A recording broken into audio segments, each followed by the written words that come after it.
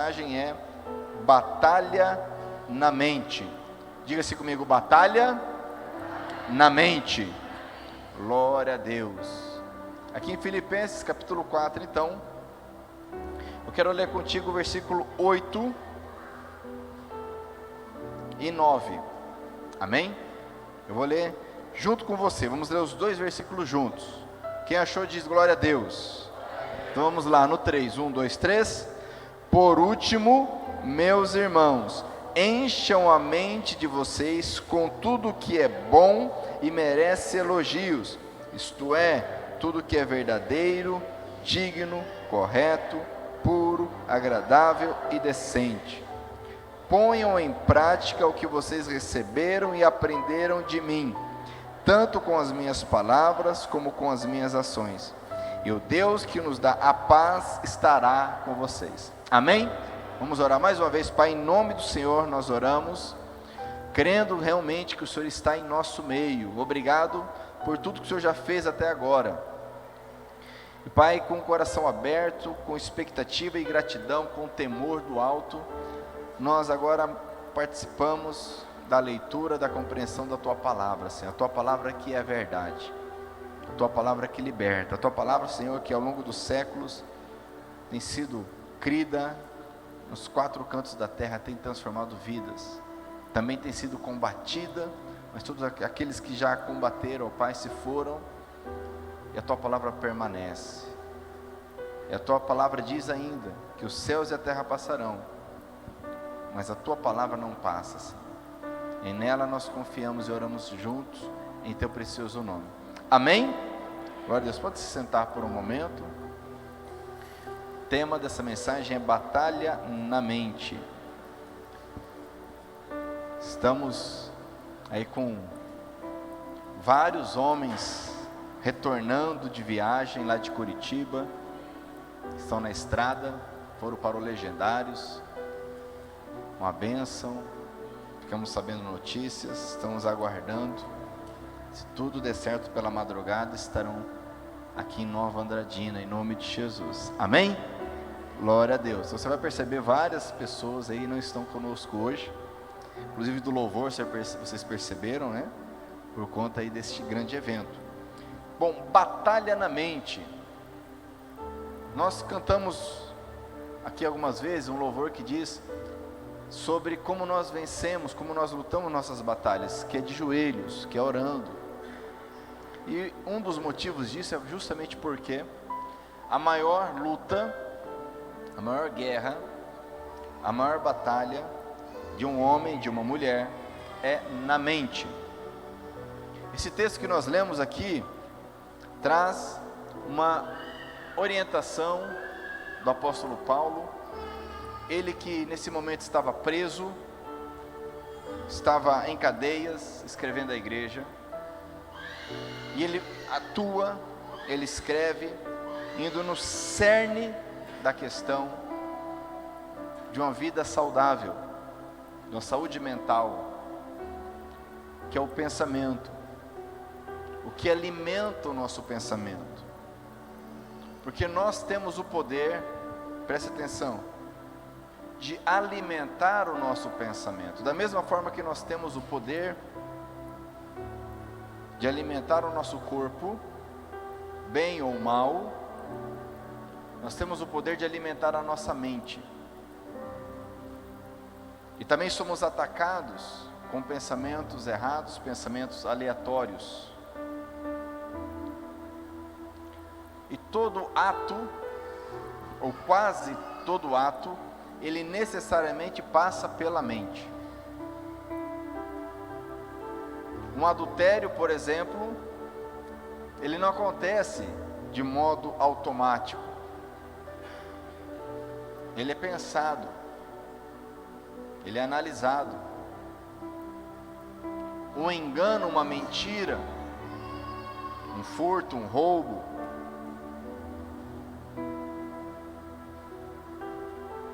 isso tudo passa pela mente, pelo pensamento. Um assassinato, a mágoa, uma ofensa, normalmente a regra é que isso passe pela nossa mente. Não à toa Paulo então escreve para aquele povo, ele que estava injustamente preso. Você imagine o indivíduo que fica na cela, numa cela escura. Já ouviu aquela expressão, mente vazia, oficina do diabo? Paulo estava numa prisão. E não havia como há hoje, né? Um momento ali de recreação, o banho de sol, quem sabe trabalhar dentro do complexo penal. Não havia nada disso. Ficava preso ali 24 horas, sem perspectiva alguma, sem mudança de nada. Você imagina o que vinha na mente desse homem? Desânimo, acusação, culpa, raiva, os pensamentos que tentavam tomar conta dele, indignação. Enquanto criminosos estavam soltos, ele estava preso. Decepção com aqueles que não o visitavam, aqueles que viraram as costas para ele. E lidando com todo esse tipo de pensamento que gera o mal-estar, gera tristeza, gera o desânimo, gera a depressão, gera a incredulidade, a apatia, e gera o pecado, porque o pecado ele começa no pensamento. Ele então escreve como ele agia. Ele diz: meus irmãos, encham a mente com tudo que é bom e merece elogio. Olha que interessante. Verdadeiro, digno, correto, puro, agradável e decente. Agora são 19h50, vamos arredondar para as 20 horas deste domingo, que é o primeiro dia da semana. Estamos aqui no primeiro dia da semana, crendo que teremos uma semana abençoada, amém? 20 horas, vamos imaginar que você levantou aí às 9 horas da manhã, uns mais tarde, uns mais cedo, vamos por uma média 9 da manhã. Então de 9 a 20, quem é bom de matemática, qual que é a diferença aí? 11 horas. Nessas 11 horas, eu te pergunto, o que alimentou a tua mente? E hoje foi um dia, acredito que para a maioria é um dia tranquilo, né? Um dia de descanso. Talvez você trabalhou hoje, mas para a maioria acredito que foi um dia tranquilo. O que alimentou a tua mente nessas 11 horas? Porque o que alimenta a tua mente te transforma. Você é o que você pensa. Sabia disso? Se você puder dizer isso para alguém perto de você, diga assim: você é o que você pensa. Deus nos fez seres pensantes. Será que nós temos conseguido, ou quem sabe você nem conhecia esse princípio que está aprendendo hoje, de encher a mente? Ou seja, precisamos ser proativos. Paulo está dizendo para eles: olha, não esperem coisas boas chegarem até vocês. Vocês é que tem que encher a mente de vocês de coisas boas. Ou seja, uma atitude. Não esperem o que é verdadeiro, o que é correto chegar até vocês. Vocês é que precisam ir atrás e encher a mente de vocês. Porque do contrário, normalmente o que chega para nós não é coisa boa. Se você liga a TV, acessa a internet, normalmente o que aparece de imediato não é coisa boa. Você precisa filtrar, correr atrás. Numa conversa, numa roda, a tendência é nós irmos para falar o que não é bom, o que não edifica. Não estou nem falando de coisas grosseiras, grotescas, coisas que não vão levar a nada, simples. Quando você, por exemplo, assim como eu, está no Instagram ali e começa a ver a timeline, nós perdemos quanto tempo vendo coisas, aquelas coisas ali que vão mudar a tua vida, né? Vão te dar assim uma compreensão do mundo como nunca antes, não é verdade? Precisamos ter uma atitude ativa, buscarmos encher a nossa mente, porque nós somos o que nós pensamos. O inimigo ele atua como eu já disse, atacando na mente, com pensamentos errados, pensamentos aleatórios. Pensamento errado, aquele pensamento que ele é contrário à palavra. Talvez hoje você lutou para estar aqui. Você ficou naquela, hoje, tá gostosinho para ficar em casa, vou ficar em casa. E a tua mente ficou lutando. Quem sabe você começou a ver ali o tempo fechar, lá vai vir uma chuvinha boa, vou ficar em casa, tranquilo. Todos nós passamos por algo assim. Quem sabe você pensou, nossa, estou tão cansado, a semana foi tão... eu não consegui descansar hoje, a semana foi corrida, amanhã já é segunda de novo, eu vou dar uma descansada. E ficou essa batalha na mente. É na mente, você consegue entender que é na mente que começa tudo? Para depois eu ter a atitude, certa ou errada. Então eu preciso buscar, agir, para depois, como diz o versículo 9, ponham em prática o que vocês receberam e aprenderam de mim. Pensamentos errados, mas existem também os pensamentos aleatórios. Pensamento que a princípio não tem nada de errado, mas você fica, como se diz, viajando no mundo da lua. Não sei, tem pessoas que o cérebro fica, né, pensando assim, 1000 coisas ao mesmo tempo. Em vez de nós enchermos com a palavra de Deus, com uma oração, com um louvor, oração por alguém, como fizemos aqui no início, oramos por alguém. O que é digno, o que é respeitável. Veja que interessante, eu te convido a abrir Tiago, você está em Filipenses, né? Vai um pouquinho mais para frente, vamos lá em Tiago capítulo 1. Depois vai ter Hebreus aí, Tiago é depois de Hebreus, antes de Pedro, capítulo 1.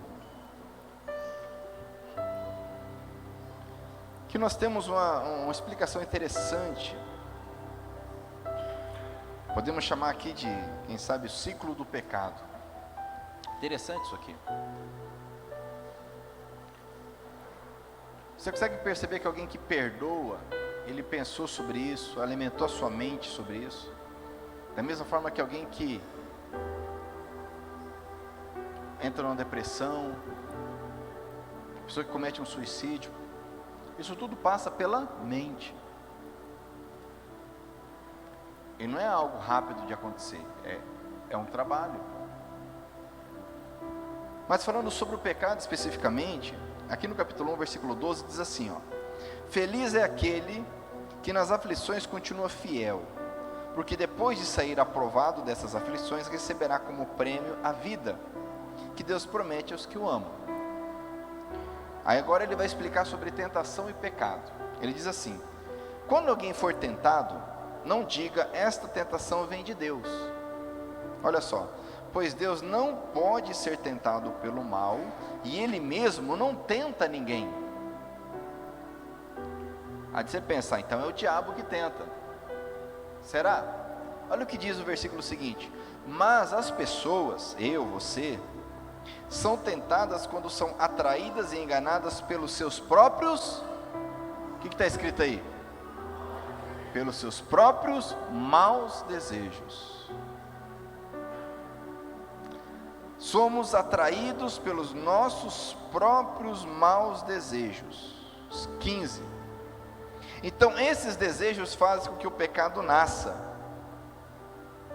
Então até o momento que existe o mau desejo, a tentação, há uma luta sendo travada. E cabe a mim vencer. Porque se isso não acontece, ocorrerá o que está aqui. 15. Então esses desejos fazem com que o pecado nasça. Ele é concebido. Surge o pecado. E o pecado, quando já está maduro, olha que interessante essa expressão, o pecado ele não só nasce, mas ele amadurece, gera morte. Por quê? Às vezes o pecado é praticado, e aparentemente não acontece nada. E aí nós pensamos, mas está tranquilo, pequei, não aconteceu nada.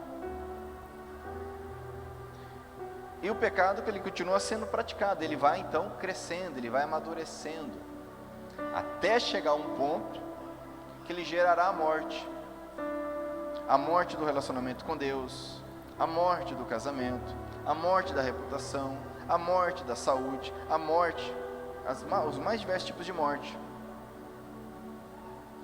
Então ele nasce a partir dos maus desejos que eu permito, os meus maus desejos,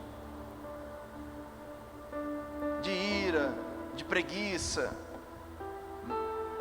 dureza de coração, imoralidade, mentira, os meus maus desejos, inveja, cobiça,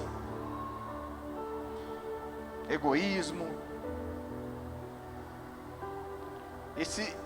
Esses pensamentos vão sendo alimentados, e nós somos o que nós pensamos. Nenhum divórcio acontece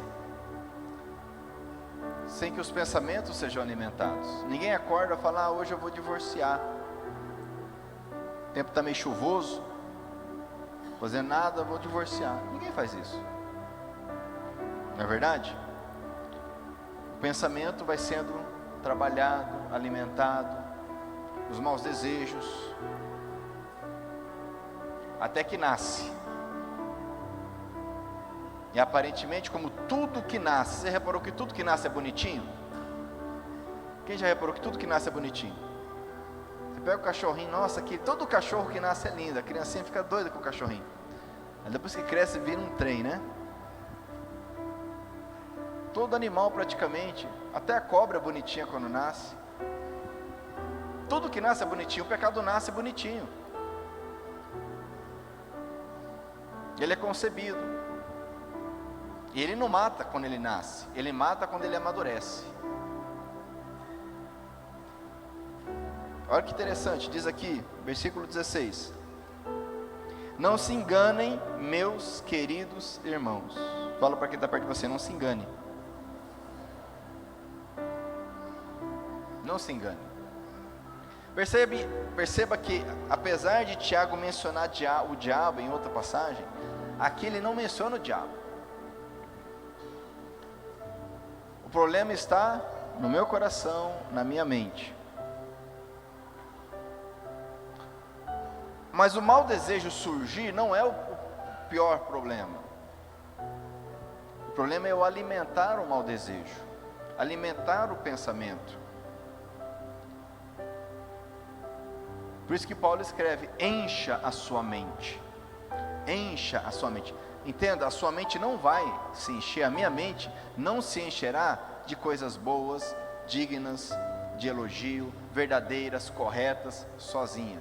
Isso não vai acontecer. Prova disso, pega uma criança e deixa ela crescer livremente,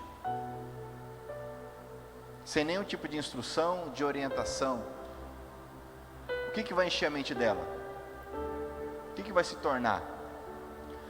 Entenda, se eu não tiver a atitude de buscar o que é bom, o que é reto, o que é verdadeiro, o que é digno de elogio, o que é decente, isso não vai acontecer naturalmente. Talvez uma situação ou outra, mas não é suficiente para combater o contrário, porque todo dia, dia e noite, eu estou sendo atacado, estou sendo cheio de pensamentos, de ideias, de conceitos, princípios, propagandas que não prestam, tanto externas como internas.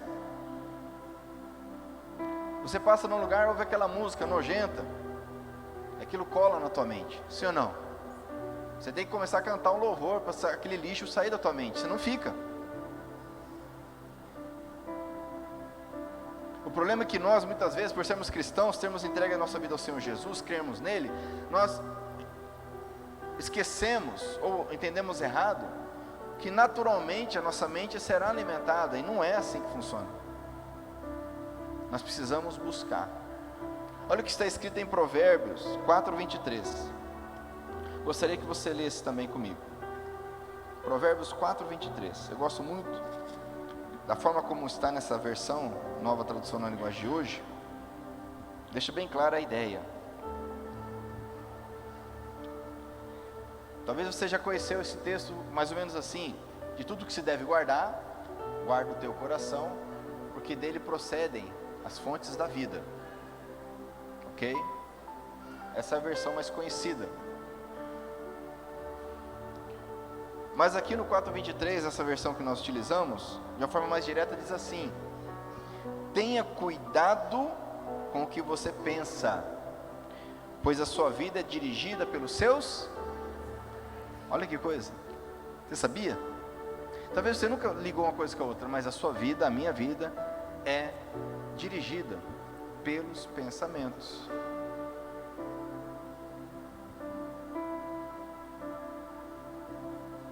E é tão natural o pensamento, tão automático, que a gente não percebe. É igual respirar.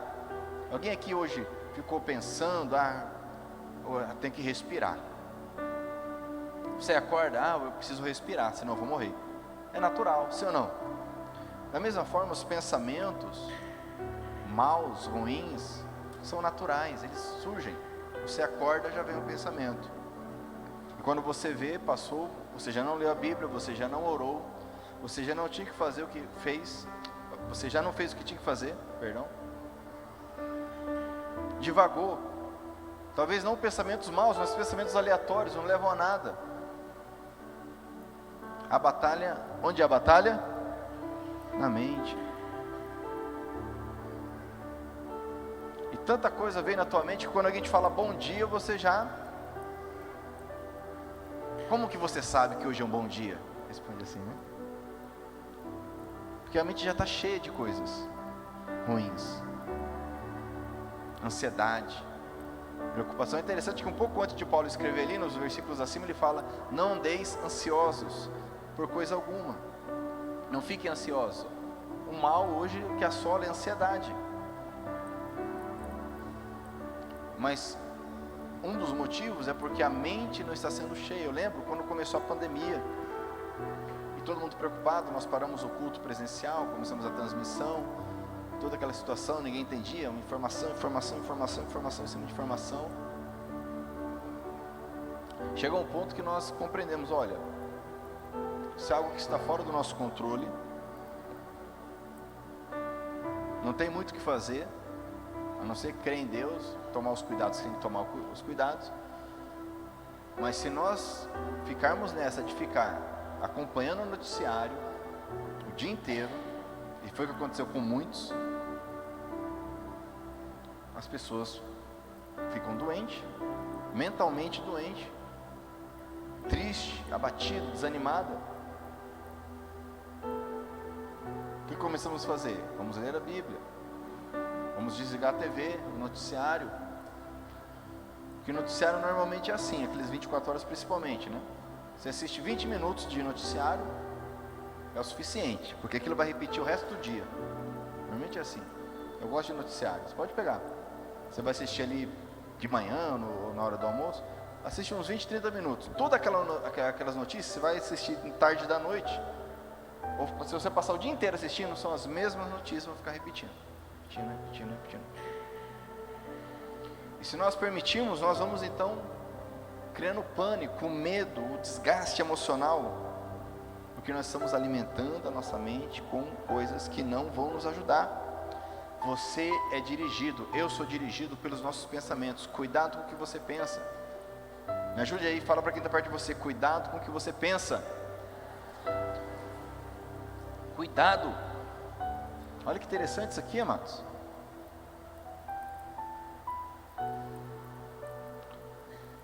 Não sei se você já tinha parado para pensar nisso. Obrigado. Que você é dirigido pelos seus pensamentos. Eu sou dirigido pelos meus pensamentos. Se eu vou fazer algo para minha esposa, eu tenho que pensar nisso antes. Seja de bom, seja de ruim. Se eu vou fazer algo no trabalho, eu tenho que pensar nisso antes.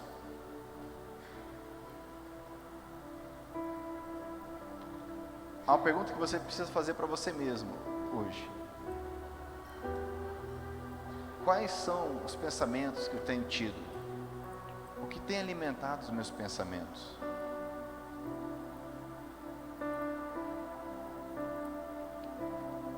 Não é à toa que quando a gente vai lá em Efésios capítulo 6, quando Paulo fala que a nossa luta não é contra as pessoas, mas contra os principados, as potestades, e ele descreve ali a armadura espiritual.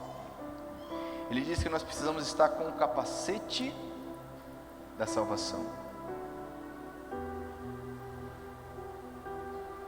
Ou seja, a nossa mente precisa estar protegida com a salvação. Ou seja, precisamos da proteção de uma aliança com Cristo Jesus. A salvação protege a nossa mente. Eu tenho o recurso do capacete da salvação. Quando eu entrego a minha vida ao Senhor Jesus, o Espírito Santo habita em mim, e Ele me capacita, Ele me dá o poder para combater na minha mente e vencer. Porque todos nós combatemos. Não se iluda, não minta para você mesmo. Todos nós combatemos na mente. Se você está mentindo para você mesmo, você já perdeu a batalha. Que a pior coisa é, alguém está na guerra. Não, a gente não está em guerra não. Imagina se a Rússia começou a invadir a Ucrânia, eles falam, não, a gente não está em guerra não, está tranquilo. Não está acontecendo nada. O que aconteceria? Muitas vezes nós fazemos assim. Se você não entende que você tem uma batalha na sua mente, quando saem do culto, vou começar a ler a Bíblia. Em nome de Jesus, amanhã cedo vou ler a Bíblia. Aí começa uma batalha. Você acorda, não dá tempo. Hoje eu acordei mais tarde, não vai dar tempo. Esquece. Não, daqui a pouco eu faço. Mais tarde eu faço. O que acontece? Não faz. São batalhas na mente. Precisamos orar, entender e lutar e vencer. Amém? Com o capacete da salvação. Não à toa que lá em Romanos capítulo 12, Paulo diz, e volta e meia eu leio esse texto aqui, eu gosto muito. Ele diz que nós precisamos permitir que o Espírito Santo transforme a nossa mente. Precisamos permitir sermos transformados pela renovação da nossa mente.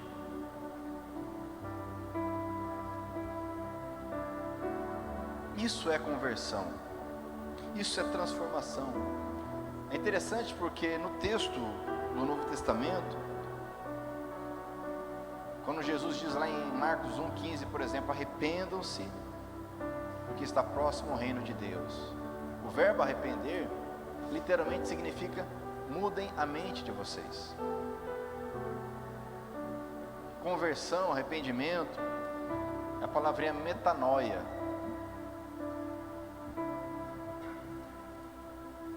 Existe o verbo, arrepender-se é justamente mudança de mente. O que é um arrependimento genuíno? É uma mudança na mente. Não há muita coisa de sobrenatural em uma conversão. O sobrenatural ocorre após a conversão, como resultado da conversão. Quando a pessoa se arrepende, aí ocorre o sobrenatural. Mas o arrependimento, ela é na mente. A pessoa ouve a palavra, ela entende a palavra, o Espírito Santo atua, mas a batalha é na mente. A pessoa precisa entender, se arrepender, se entregar.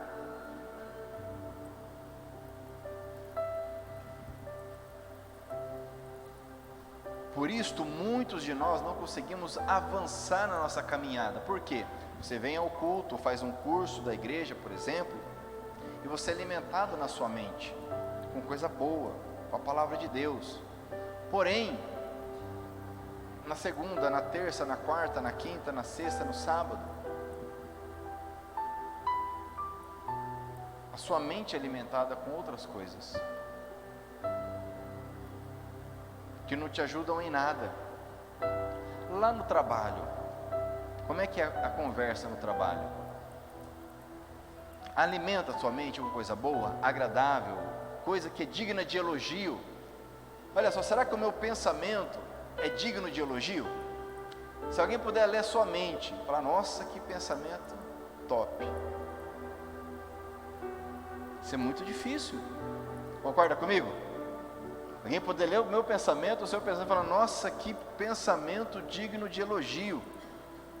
Isso é muito difícil, porque isso não é natural. Isso é sobrenatural.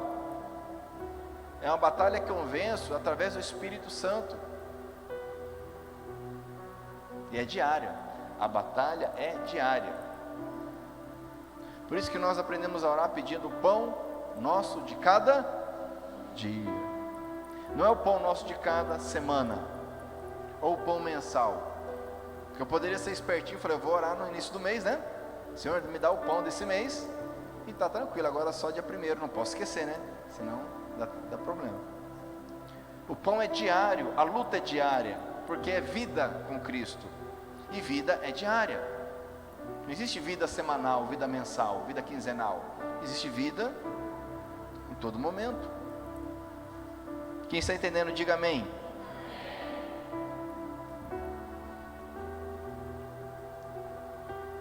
Jesus disse lá em Marcos 1,15: arrependam-se. Arrependimento é mudança de mente, porque a atitude só vai mudar se a mente mudar. Acho que dá para baixar um pouco o meu retorno aqui, se alguém puder fazer isso. Alexandre, não sei, ele pode fazer isso, tá? Obrigado.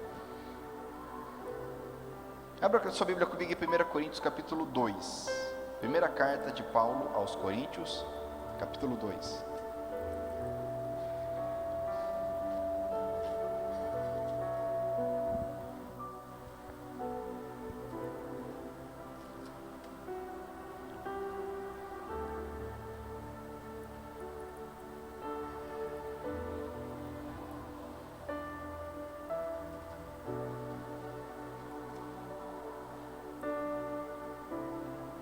Paulo está falando sobre a sabedoria de Deus, aqui em 1 Coríntios capítulo 2.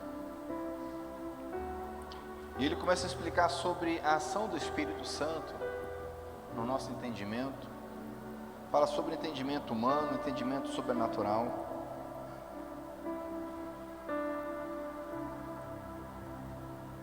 Olha o que diz o versículo 6, porém...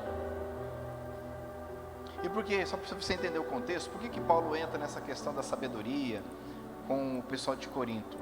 Essa carta foi escrita para os irmãos que viviam na cidade de Corinto, que era uma grande cidade, uma metrópole. E era um povo com muito conhecimento, era uma cidade com muitas culturas. Muitos povos passavam por ali, muito conhecimento, era um povo que gostava do conhecimento.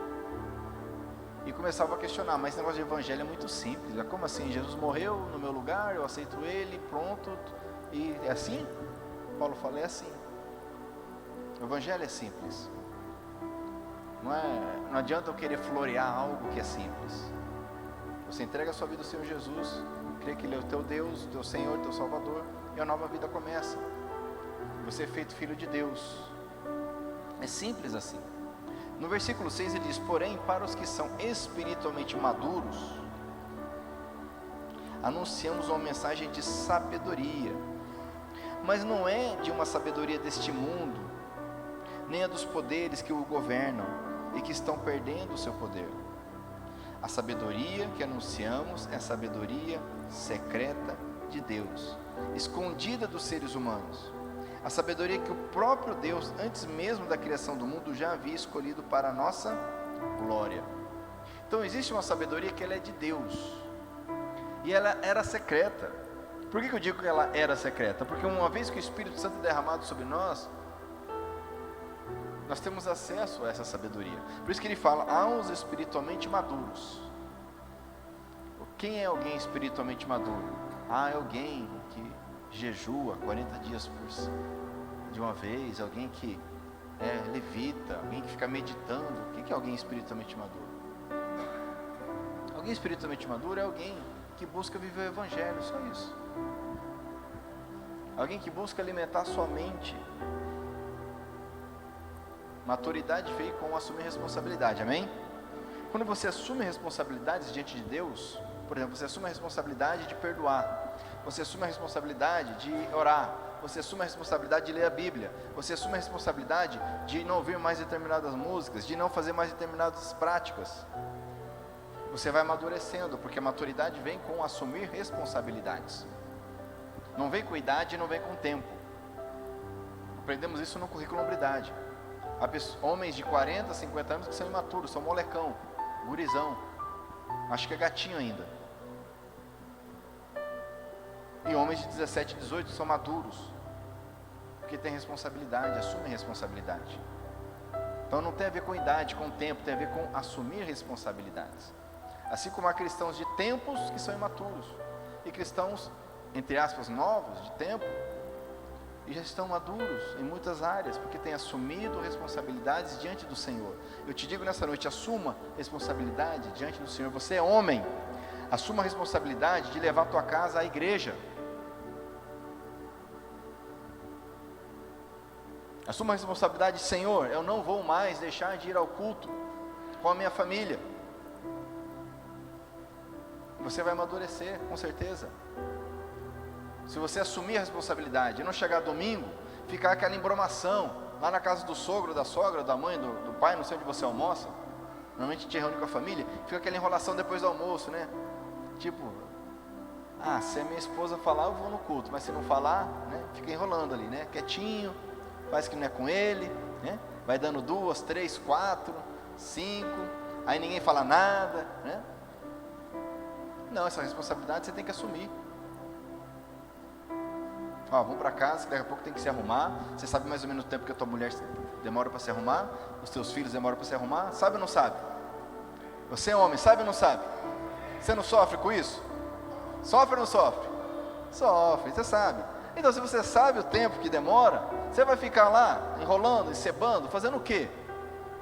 A responsabilidade é sua, sim ou não? Depois não adianta ficar brabão com a esposa que está demorando, não está demorando, você que ficou encebando. Se ela demora 3 horas, você vai chegar em casa que horas então?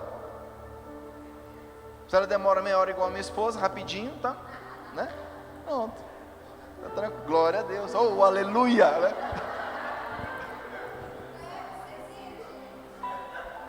Na verdade, ele tem 2 pequenos ainda, né? Tem os 2 pequenos ainda. Quando você assume responsabilidades, você amadurece. Amém? Muitos não estão amadurecendo, homens e mulheres, porque não assumem responsabilidades. O espiritualmente maduro, ele entende que existe uma sabedoria, e Tiago escreve: quem tem falta de sabedoria, peça a Deus, e Ele dará de forma livre, gratuita. Mas nós não assumimos a responsabilidade de pedir a Deus sabedoria. E ele continua aqui, versículo 10, mas foi a nós que Deus, a nós que os cristãos que creem, por meio do Espírito revelou o seu segredo. O Espírito Santo examina tudo, até mesmo os planos mais profundos e escondidos de Deus. Quanto ao ser humano, somente o Espírito que está nele é que conhece tudo a respeito dele, e quanto a Deus, somente o seu próprio Espírito conhece tudo a respeito dele. Não foi o Espírito deste mundo que nós recebemos, mas o Espírito mandado por Deus, para que possamos entender tudo o que Deus nos tem dado. O que ele está explicando aqui? Ele fala: olha, existe o Espírito do ser humano. Quem te conhece melhor do que você mesmo?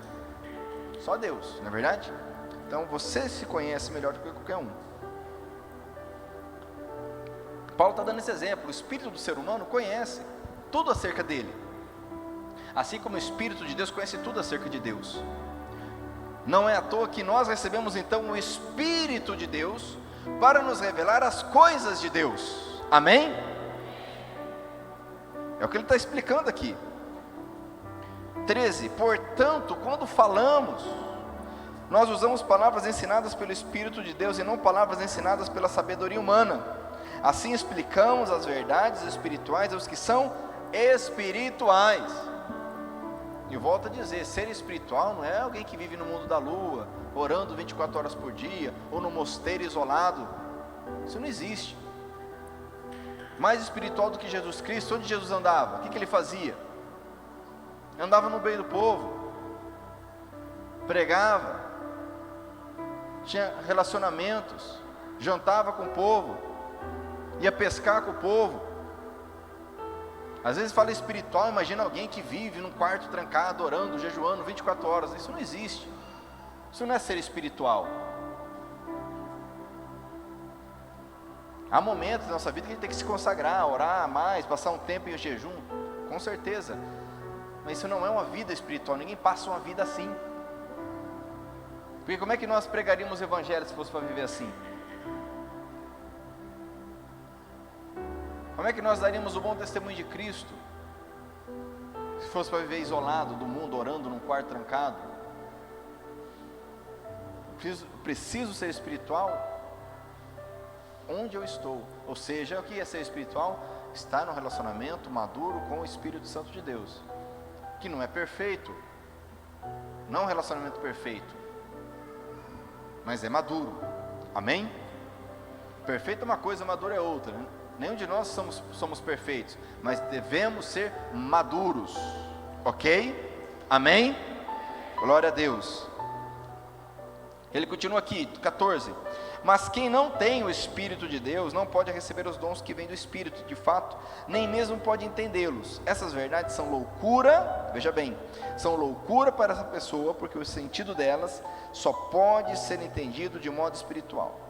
A pessoa que tem o Espírito Santo pode julgar o valor de todas as coisas, porém ela mesma não pode ser julgada por ninguém. 16: como diz as Escrituras Sagradas, quem pode conhecer a mente do Senhor? Quem é capaz de lhe dar conselhos? Mas nós pensamos como Cristo pensa. Ou, dependendo da versão que você pegar aí, nós temos a mente de Cristo.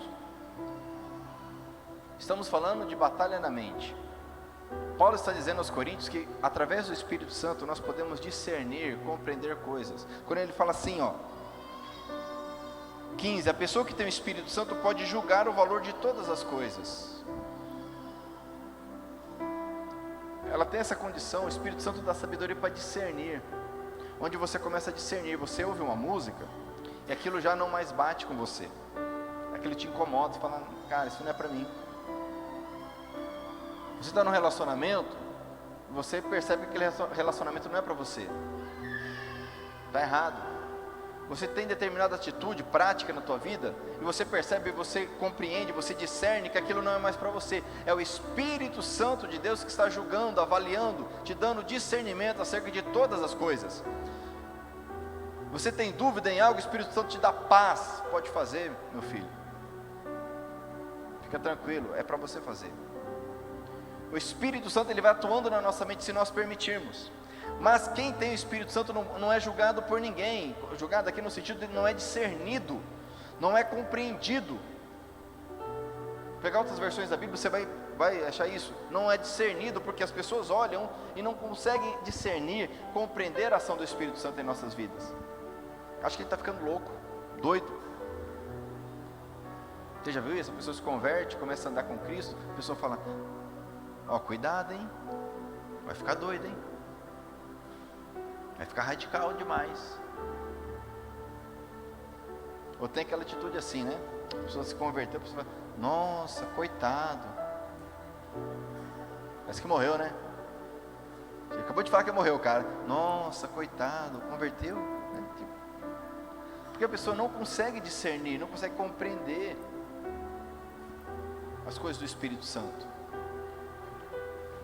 Mas olha que interessante que ele diz aqui, esse é o nosso objetivo, nossa meta. Como diz as Escrituras, versículo 16, quem pode conhecer a mente do Senhor? Olha que pergunta, quem pode conhecer a mente de Deus? Só um conhece a mente de Deus, que é o Espírito Santo. E nós temos acesso ao Espírito Santo, amém? É isso que Paulo está escrevendo aos Coríntios. Mas para isso nós precisamos alimentar a nossa mente com o Espírito Santo, através da palavra, através da verdade. E ele diz aqui, nós pensamos como Cristo pensa, ou seja, nós temos a mente de Cristo. Ou seja, essa é a nossa meta, o nosso objetivo de vida. Através do Espírito Santo, eu consigo perdoar, porque essa é a mente de Cristo, a mente que perdoa. eu consigo ter um relacionamento puro, porque essa é a mente de Cristo. Cristo tem relacionamentos puros. Eu não sou mais dominado por maus desejos, por inveja, por mentira, por egoísmo, divisão, ira, porque essa é a mente de Cristo atuando na minha vida, através do Espírito Santo. Porque quem é que conhece a mente de Deus? O Espírito Santo. E Ele habita naquele que crê. Mas nós não permitimos esse processo, porque nós não estamos alimentando a nossa mente da forma correta. Você é o que você pensa, eu sou o que eu penso. Eu lhe pergunto, o que você pensa? O que você tem pensado? Há pessoas que estão amarguradas até hoje com o resultado da eleição.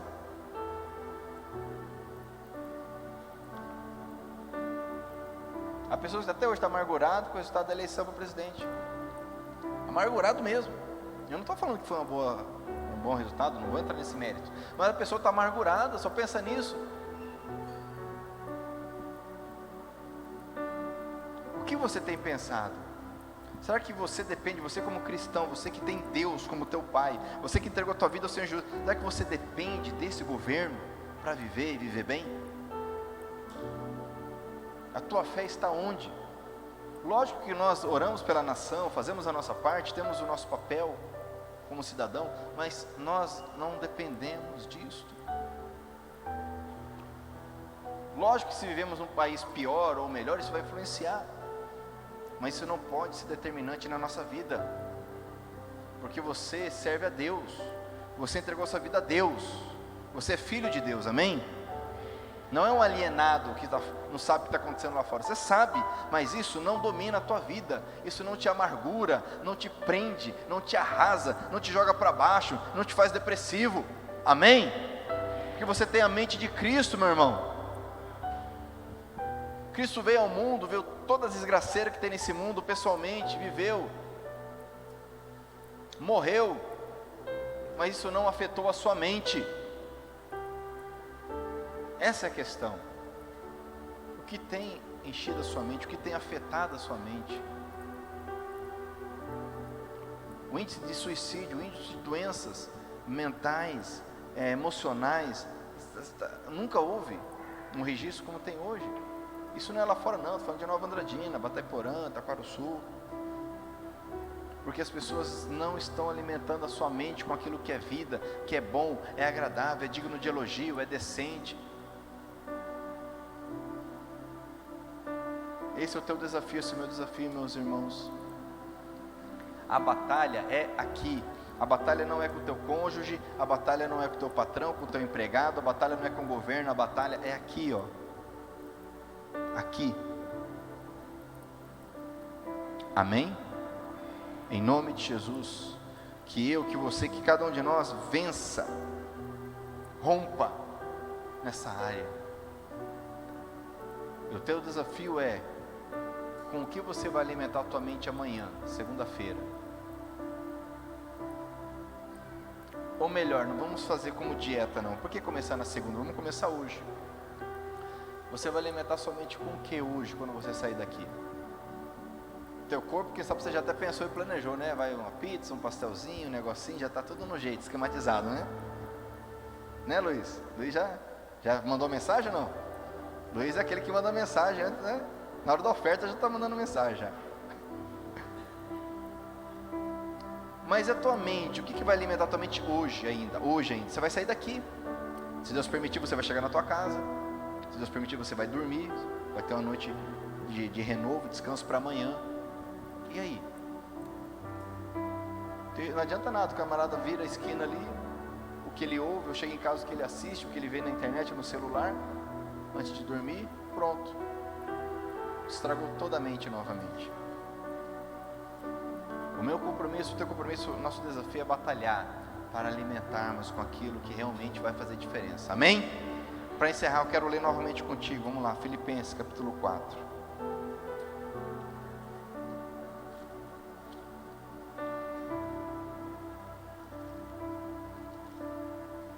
Filipenses capítulo 4.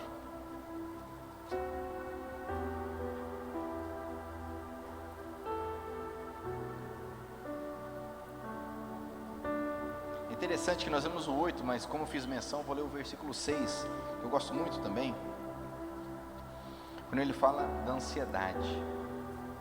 Ele diz no versículo 6, não se preocupem com nada, dependendo da versão da tua Bíblia, não esteja ansioso, não andeis ansiosos, mas em todas as orações peçam a Deus o que vocês precisam e orem sempre com o coração agradecido. Olha o versículo 7, o que vai acontecer se eu fizer isso? Se eu pôr em prática isso, em vez de andar preocupado, eu orar a Deus.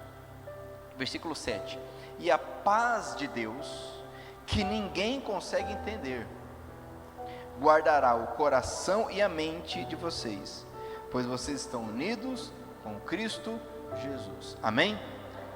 Então há uma consequência se eu tiver uma atitude.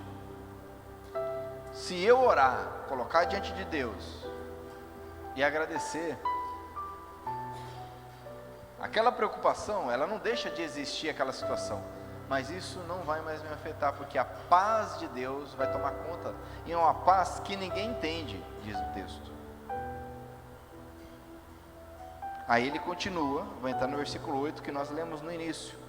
Portanto, meus irmãos, encham a mente de vocês com tudo que é bom e merece elogios, agradável, ou melhor, e tudo que é verdadeiro, digno, correto, puro, agradável e decente.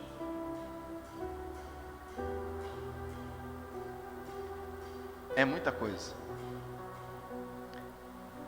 Te aconselho, quem sabe você salvar, imprime, põe lá na carteira, põe na geladeira, põe no espelho, põe no celular, lembra de ler várias vezes, alimentar sua mente. Senhor, me ajude a alimentar. Você está vendo algo? Isso é verdadeiro? Isso é digno? Isso é decente? E por fim, põe em prática o que aprender a receber, porque se não pôr em prática também, eu posso receber algo bom na minha mente. Você está recebendo algo bom nessa mente, eu creio, nessa noite, amém? Mas se você não pôr em prática o que aprendeu, o que ouviu, o que determina o meu sucesso não é quanto eu sei, mas quanto eu pratico do que eu sei. Sabia disso? Às vezes alguém sabe mais do que você, mas você pratica mais do que ela. O que determina não é quanto eu sei, conhecimento, até porque nós vivemos numa época de muita informação, de muito conhecimento. Você com um aparelhinho desse aqui, você pode pesquisar qualquer assunto que você quiser. Vai encontrar vídeos, infográficos, informações, dados, qualquer coisa. Qualquer país, esporte, a área da ciência, o que você quiser. É informação. Mas você não vai pôr em prática. Não vai mudar nada na sua vida. Procura lá como fazer uma cirurgia cardíaca. Você vai encontrar. Mas você não vai praticar. Não vai mudar nada na tua vida. Você não vai se tornar um cardiologista assistindo ou pesquisando. Então muita informação não ajuda em muita coisa não. Na verdade mais confunde. Eu preciso mais da prática. O que você pratica vai determinar. Não é o quanto você conhece, mas o que você pratica. Amém? Glória a Deus. Eu quero te convidar então a orar comigo. Se você quiser e puder, fique de pé.